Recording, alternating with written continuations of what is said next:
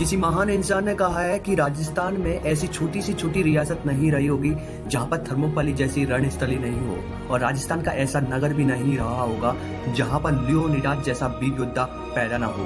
ये कहने वाले हैं राजस्थान के महान इतिहासकार कनरम जैमस्टॉड। जब भी राजस्थान का इतिहास पढ़ा जाएगा कनरम जैमस्टॉड का नाम जरूर लिया जाएगा, वरना राजस्थान का इतिहास थोड़ा सा फीका रह जाएगा। आज इस वीडियो में मैं कनरम जैमस्टॉड के बारे में कुछ फैक्ट बताने जा रहा हूँ। कनरम जैमस्टॉड, जिनका जन्म 1782 में इंग्लैंड के एलिगेटर नामक शहर में हुआ था, जो लेकिन ये मूल रूप से स्कॉटलैंड के निवासी। कर्नल जैमस्टॉड सबसे पहले 1817 और 18 में भारत आया और भारत में है राजस्थान के उदयपुर में एक ब्रिटिश पॉलिटिकल एजेंट के रूप में आया। ये राजस्थान में ब्रिटिश पॉलिटिकल एजेंट के रूप में ही कार्य नहीं किया था, बल्कि उन्होंने एक अलग ही कार्य करना प्रारंभ कर दिया, जिसके परिणाम स्वरूप इन्हें आने वाले राजस्थान के भविष्य में एक अलग ही ख्याति, एक अलग ही प्रसिद्धि हासिल की। इन्होंने सबसे पहले राजस्थान के जैन यति ज्ञानचंद्र को अपना गुरु बनाया और उन्होंने उन्हीं की सहायता से राजस्थान के भाटों और चारणों के जो साहित्य थे, जो इतिहास थे, जो वंशावली थी, उसके बारे में पढ़ना प्रारंभ कर दिया और राजस्थान का एक अलग ही ढंग से इतिहास लिखना प्रारंभ कर दिया। कर्नल जैमस्टॉड दुनिया के पहले एक ऐसे इंसान थे जिन्होंने राजस्थान के इतिहास को एक आधुनिक ढंग से लिखने के लिए राजस्थान के हर क्षेत्र में जाने लगे और राजस्थान के छुपे हुए इतिहास को दुनिया के सामने उजागर करने के लिए ये कार्य करने लगा। इसके लिए ये राजस्थान के हर क्षेत्र में जाने के लिए घोड़े पे जाते थे, इसलिए लोग इन्हें प्यार से घोड़े वाले बाबा कहकर संबोधित करते थे। कर्नल जैमस्टॉड के द्वारा राजस्थान के इतिहास को दुनिया के सामने उजागर करने के लिए की जा रही मेहनत एक दिन रंग लाई।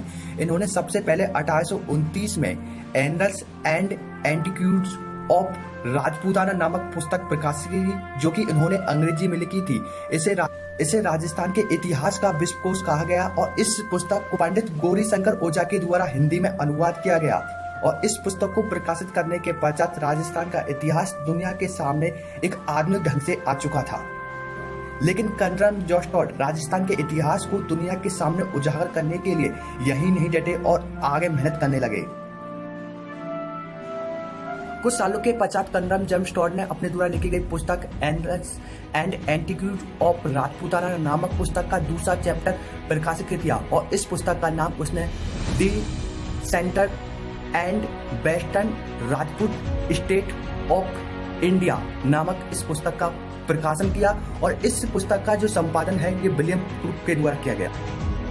और इन्हीं पुस्तकों के अंतर्गत कनरम जैमस्टॉड ने राजस्थान को सर्वप्रथम एक अलग ही नाम दिया और राजस्थान की एक अलग ही नाम से पहचान बनाई। इन्होंने जिस समय राजस्थान को केवल राजपूताना नाम से जाना जाता था, उस समय इन्होंने राजस्थान के लिए राजस्थान, रजवाड़ा और राजस्थान शब्द का प्रयोग किया। और कनरम जैमस्टॉड के द्वारा राजस्थान को राजस्थान कहने के पीछे मुख्य कारण ये है कि राजस्थानी जो साहित्य है, राजस्थानी जो बोली है, इसके अंतर्गत राजस्थान के जो समस्त राजा हुए हैं उनके निवास स्थान को राजस्थान कहा जाता है। इसलिए कनरम जैमस्टॉड ने राजस्थान को सबसे पहले राजस्थान, रजवाड़ा और राजस्थान नाम दिया।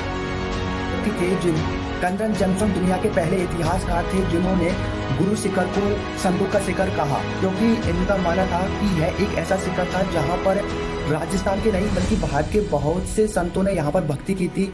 गुरु शिखर का प्रारंभिक नाम शिखर था, लेकिन दत्तात्रेय नामक संत के नाम पर ही इसी का नाम गुरु शिखर पड़ा था, क्योंकि यहाँ पर बहुत सारे संत भक्ति करते थे। कनरम जैमस्टॉड दुनिया के पहले एक ऐसे व्यक्ति हुए थे जिन्होंने मेवाड़ में होने वाले 1576 के हल्दी घाटी के युद्ध को मेवाड़ की थर्मोपल्ली कहा था। मेवाड़ के थर्मोपल्ली कहने के पीछे मुख्य कारण यह है कि जिस तरह यूनान के स्पार्टा के मात्र 300 योद्धाओं ने भारत की एक विशाल सेना को रोका था, उसी प्रकार हल्दी घाटी के युद्ध में यहाँ के लोगों ने अपना बलिदान दिया था। इसी आधार पर उन्होंने मेवाड़ की थर्मोपल्ली हल्दी घाटी को कहा था और दीपेर के युद्ध को इन्होंने मेवाड़ का मैराथन कहा था।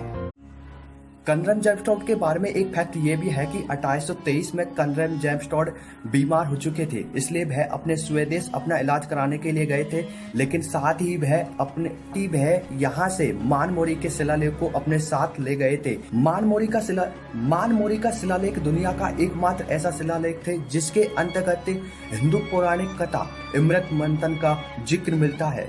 जब ये अपने साथ इसको ले जा रहे थे तो ये जहाज से जा रहे थे, लेकिन जहाज पर कुछ ऐसी घटनाएं घटित होने लगी जिससे इनके जीवन का अस्तित्व डगमगाने लगा। ये मानमुरी के शिलालेख को समुद्र मार्ग से ले जा रहे तो इसमें बहुत ही वजन होने के कारण जहाज पानी में डूबने लगा। अंत कनरम जैपस्टोर ने अपने जीवन के अस्तित्व को बचाने के लिए इन्होंने इस महान शिलालेख को पानी में यूं ही फेंक दिया और ये शिलालेख यूं ही तबाह हो गया। कनरम जैपस्टोर ने अपनी जिंदगी के कुछ अंतिम सालों से पहले यानी 1832 में अपनी जिंदगी की एक अंतिम पुस्तक लिखी, the travels in western India. इस पुस्तक में इन्होंने भारत में जो अपनी यात्रा की थी उसके बारे में जिक्र किया था और इन्होंने यह पुस्तक अपने गुरु जैन यति ज्ञानचंद्र को भेंट की, और लेकिन यह इस पुस्तक को संपादित नहीं कर पाए। लेकिन कनरम जैपस्टोर के द्वारा लिखी गई यह पुस्तक the travels in western India को 1838 में कनरम जैपस्टोर की पत्नी क्लेटबर्ग ने संपादन किया था।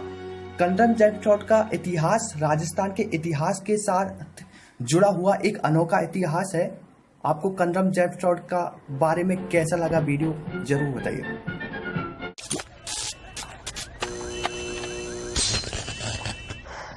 तो यार बस आज के लिए सिर्फ इतना ही।